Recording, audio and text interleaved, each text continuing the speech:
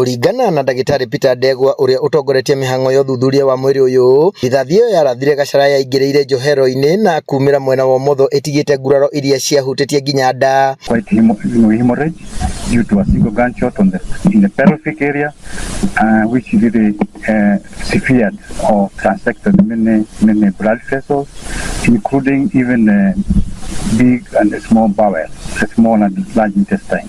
Nake mũrũgamĩrĩri wa rũhonge rwa mawakiri agũtetera andũ maũndũ-inĩ megiĩ ũgima wa mwĩrĩ rwa IMLU Wangeci Kahuria augĩte nguraro ici cia rithathi nĩcio cioragire Gachara. Died after being hit by a single bullet that hit him from the hip and exited on the other side, the left lower side, which pierced a lot of his internal organs, and so there was massive bleeding.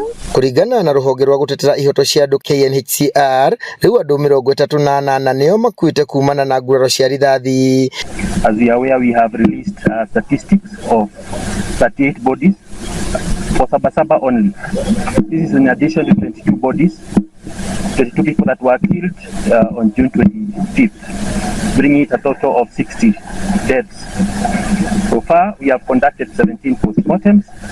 We are going for the 18th postmortem, and I can tell you, as a result of almost all of them except one, died as a result of gunshot injuries.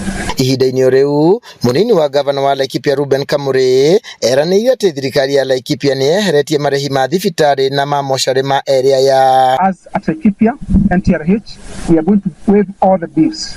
The bill for jury and also the bill for James. Maya mahanĩkĩte o rĩrĩ ũthuthuria wa mwĩrĩ wa Julia Wangui ũrathiĩ na mbere mocarĩ-inĩ ya thibitarĩ ya Cottage.